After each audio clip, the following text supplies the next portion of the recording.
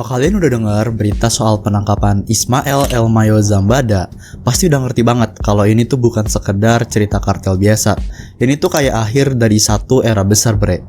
El Mayo, sosok yang dijuluki The Man Behind the Legend, ini tuh berhasil ngelola salah satu kartel narkoba paling gila di dunia selama lebih dari 5 dekade, tanpa pernah sekalipun ngerasain dinginnya jeruji besi. Sampai akhirnya beberapa bulan lalu dia kena juga.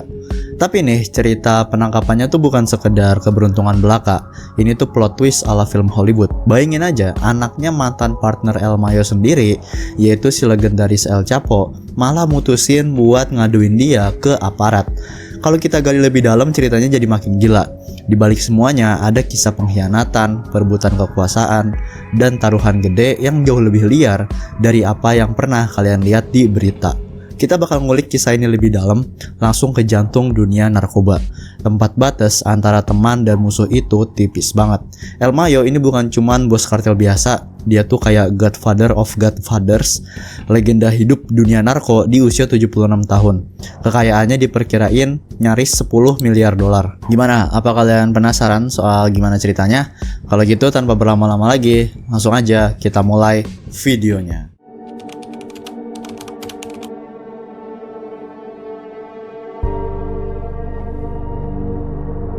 El Mayo itu kagak selalu jadi figur yang nakutin, bre. Dia ini lahir di desa kecil di Sinaloa, Meksiko, pada tanggal 1 Januari 1948. El Mayo berasal dari keluarga sederhana.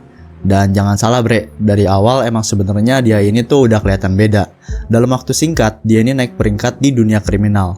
Bahkan di usia 30-an, dia ini udah jadi miliarder hitungannya. Yang bikin dia beda yaitu gaya operasinya. Saat bos kartel lain suka pamer kekayaan, El Mayo ini malah low profile banget. Namanya emang dikenal, tapi wajahnya tuh hampir kagak ada media yang pernah lihat langsung. Bahkan sampai sebelum penangkapannya kemarin itu, foto-fotonya yang asli itu kayak jadi barang langka. Kalau seandainya ada fotonya, itu foto-foto yang udah lama banget gitu. Bayangin aja gitu, jadi salah satu kriminal paling berkuasa di dunia, tapi masih bisa santai ngopi di kafe tanpa ada yang nyadar kalau lo kriminal gitu. Bisa dibilang itu sih superpowernya El Mayo ya. Dan hebatnya lagi, dia ini bisa bertahan di dunia yang penuh bahaya ini selama lebih dari 5 dekade. Rahasianya itu adalah otaknya yang encer, strategi matang, dan kehati-hatiannya yang tingkat dewa. Beda sama bos kartel lain yang suka pamer senjata emas atau koleksi binatang eksotis, El Mayo tuh fokus ke hal-hal yang lebih penting, yaitu koneksi.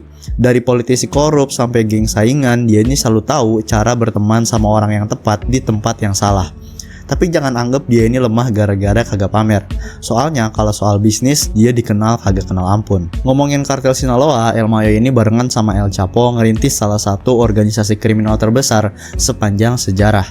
Kartel ini udah ada sejak 1989 dan sampai sekarang masih jadi kartel narkoba paling kuat di dunia.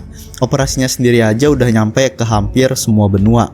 Kalau El Chapo selalu jadi muka depan operasi, sibuk bikin kekacauan, kabur dari penjara, dan hidup kayak bintang rock gitu versi orang-orang narkonya. El Mayo ini kebalikannya banget. Dia tuh dalang di balik layar, strategis, diplomat ulung, dan otak yang bikin kartel ini bisa berjalan dengan mulus. Sementara El Chapo asik ngebor jalan keluar dari penjara super ketat dan bikin perhatian dunia tertuju ke aksi gilanya. Ada salah satu media yang pernah bilang kalau El Chapo itu sengaja dibiarin di titik spotlight gitu, biar El Mayo bisa kerja di bayang-bayang. Kalau El Chapo itu tukang bikin show, El Mayo itu adalah insinyur di balik layar yang ngatur segala strategi perkartelannya. Dan emang sih cara brutal El Chapo yang kagak kenal ampun dikombinasiin sama kecerdikannya El Mayo, itu adalah resep yang bikin kartel Sinaloa jadi penguasa tunggal dunia narkoba. Di bawah kepemimpinan mereka, kartel Sinaloa ini kagak cuma sukses, tapi juga ngehasilin pemasukan yang bikin organisasi ini lebih kaya daripada banyak perusahaan besar. Bayangin aja di masa-masa puncaknya tuh kartel ini diduga bertanggung jawab atas 25% dari semua narkoba ilegal yang masuk ke Amerika Serikat dari Meksiko.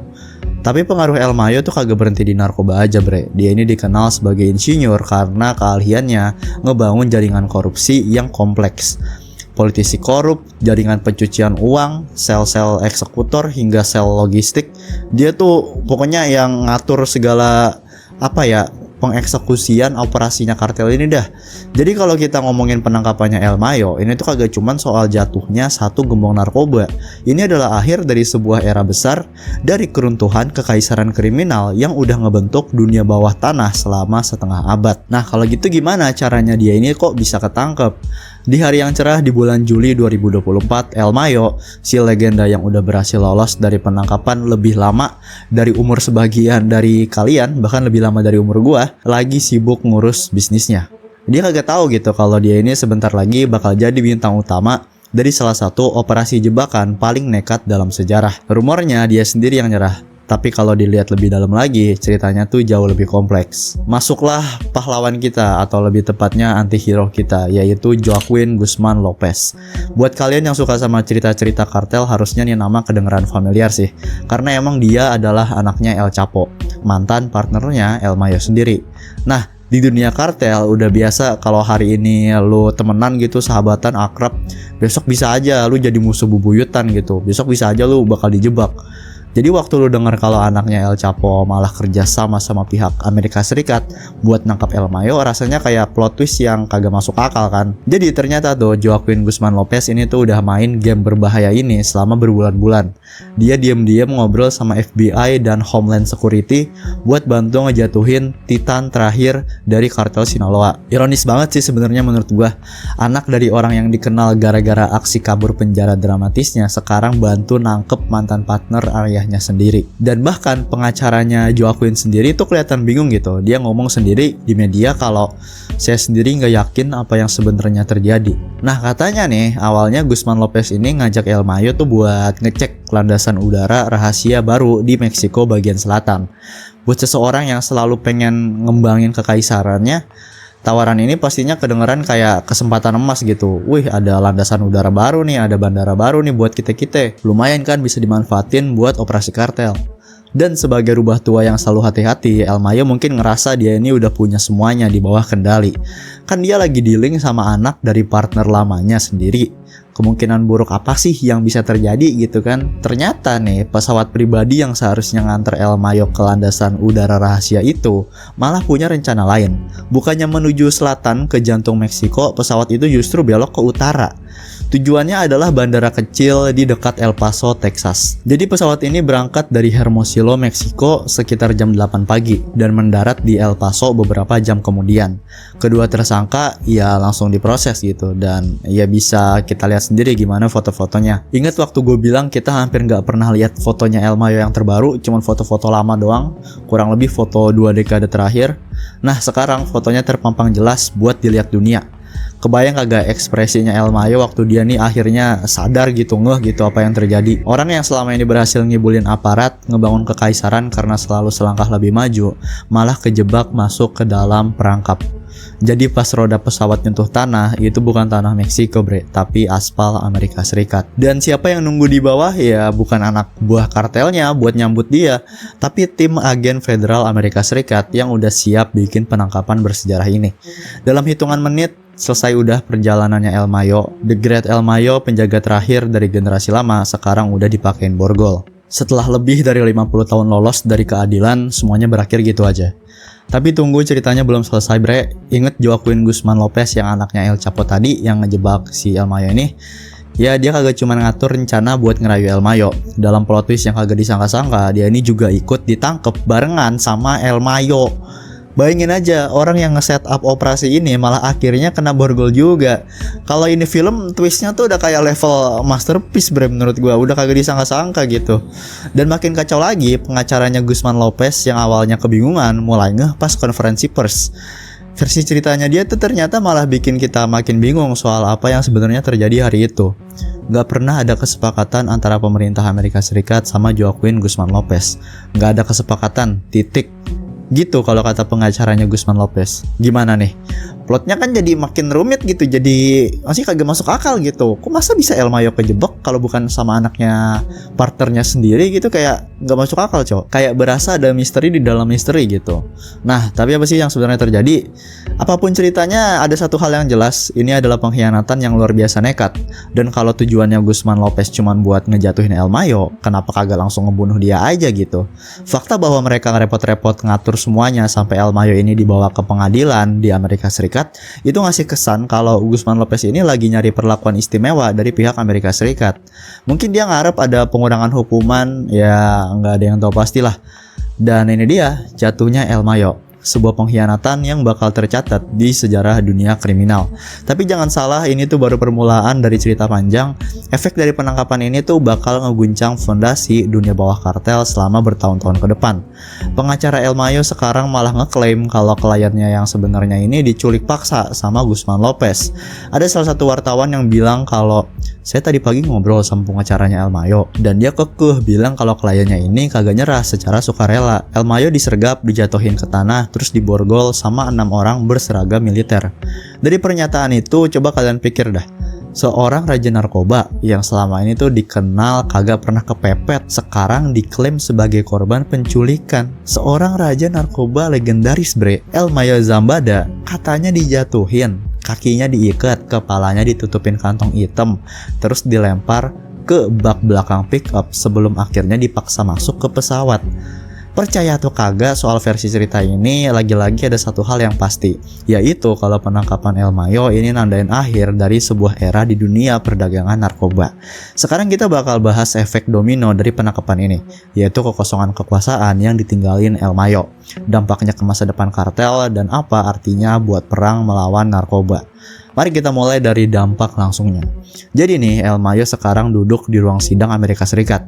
Nggak lagi tampil sebagai godfather tangguh, dia sekarang lebih kelihatan kayak kakek tua yang rapuh dan duduk di kursi roda.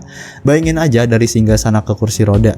Kalau ini bukan definisi jatuh dari kejayaan, gue nggak tahu lagi ini bisa disebut apa. Nggak cuma soal El Mayo, penangkapannya ini tuh juga soal kekosongan kekuasaan yang dia tinggalin, kayak yang gue bilangin sebelumnya. Selama lebih dari 5 dekade bre, dia ini jadi apex predator di ekosistemnya kriminal Meksiko. Coba lu bayangin apa yang bakal terjadi kalau lu tiba-tiba cabut predator puncak dari lingkungannya, dari ekosistemnya. Nah di sini nih semuanya mulai seru. Ingat anak-anaknya El Chapo? Yap, mereka ini sering disebut sebagai Los Chapitos. Gosipnya mereka ini udah lama ngidam buat ngeklaim kendali penuh atas kartel Sinaloa. Dan sekarang dengan El Mayo yang keluar dari permainan ini, mereka akhirnya punya kesempatan emas buat ngambil alih kartel Sinaloa. Tapi masalahnya kagak semua orang di kartel ini kan setuju sama idenya Los Chapitos ya. Soalnya El Mayo ini adalah orang yang old school banget. Dia tuh percaya kalau makin rendah profil atau makin low profil itu makin kagak ke-expose, yaitu makin aman dari perhatian aparat. Sebaliknya Los Chapitos ini kebalikannya banget. Mereka tuh dikenal dengan gaya hidupnya yang flashy dan kagak ragu gitu pakai kekerasan ekstrem buat ngedapetin apa yang mereka mau. Jatuhnya perbandingannya tuh kelihatan kayak seorang grandmaster catur ngelawan segerombolan anak yang mikir solusi buat menang adalah ngelempar papan caturnya. Kan ngasal banget gitu, maksudnya sembrono banget bre. Dan gak cuma masalah internal yang bakal jadi tantangan, kartel Jalisco Nueva Generation atau CGNG sekarang pasti lagi ngiler banget. Mereka udah lama ngincer wilayah Sinaloa, dan penangkapan El Mayo ini mungkin jadi celah yang mereka tunggu-tunggu buat mulai bergerak. Tapi ada kemungkinan lain, yaitu mungkin aja penangkapan El Mayo ini kagak bakal ngubah apa-apa. Kok bisa? Karena kartel Sinaloa itu bukan cuman soal satu orang atau bahkan satu kelompok. Ini tuh sistem bre, mesin yang udah dijalanin dengan sempurna selama puluhan tahun. Jadi apakah kartel ini bakal meledak karena konflik internal, atau rival bakal ngambil kesempatan kayak CGNG, atau justru semuanya bakal tetap jalan seperti biasa dengan pemimpin baru? Ya semua asumsi dari pertanyaan tadi cuman waktu yang bisa jawab. Yang jelas dunia perdagangan narkoba di Meksiko bakal ngalamin masa-masa turbulensi. Sekarang ayo kita lihat gambaran yang lebih besarnya. Karena jangan salah bre, penangkapan El Mayo ini kagak cuma soal narkoba dan kartel. Ini soal geopolitik juga, krisis kesehatan publik, dan masa depan perang melawan narkoba. Pertama, ngomongin soal produk utamanya, yaitu fentanyl. Zat opioid sintetis ini udah ngancurin komunitas di seluruh Amerika Serikat. Dan tahu siapa salah satu pemasok terbesarnya? Yap, kartel Sinaloa. Di bawah kepemimpinannya El Mayo, overdosis fentanyl tuh sekarang jadi penyebab utama kematian orang Amerika usia 18 sampai 45 tahun, bre. Kalau perkembangannya masih sama, angka itu di masa depan bahkan bakal ngalahin kecelakaan mobil dan kekerasan senjata api. Yang dimana serem banget gitu kan. Tapi tunggu dulu, kartel Sinaloa kagak secara kebetulan masuk ke bisnis fentanyl. Mereka tuh ngelihat peluang dan langsung nyamber. Karena fentanyl itu emang lebih murah buat diproduksi dibanding heroin, terus lebih kuat juga dan kagak butuh ladang yang luas yang gampang dideteksi sama satelit. Ini tuh narkoba yang sempurna buat kartel yang pengen maksimalin keuntungan sekaligus minimalin resiko bentrok sama aparat. Jadi meskipun penangkapannya El Mayo ini mungkin bakal ganggu rantai pasokan fentanyl buat sementara waktu, jangan harap krisis ini tuh bakal selesai dalam semalam. Selama masih ada demand, pasti ada yang bakal maju buat menuhin supply-nya. Sekarang ayo kita bahas soal politik. Timing dari penangkapan ini kan cukup menarik ya, dimana tahun kemarin itu adalah tahun pemilu di Amerika Serikat dan apa cara yang lebih baik buat ningkatin citra di mata para pemilih selain nangkep salah satu gembong narkoba paling dicari di dunia ya kan. Tapi kagak cuman politik Amerika Serikat yang harus kita pikirin, penangkapan ini juga bikin gempa di ranah politik Meksiko. Presiden Sheinbaum sekarang tuh nuntut transparansi penuh dari Amerika Serikat soal operasi ini. Karena gimana coba, salah satu kriminal paling terkenal dari negaranya nih tiba-tiba ditangkap dan dibawa pergi tanpa sepengetahuan pemerintah setempat. Jelas hal ini kan nggak ngasilin citra yang baik gitu buat pemerintah Meksiko. Istilahnya kayak kecolongan sama tetangga gitu kan.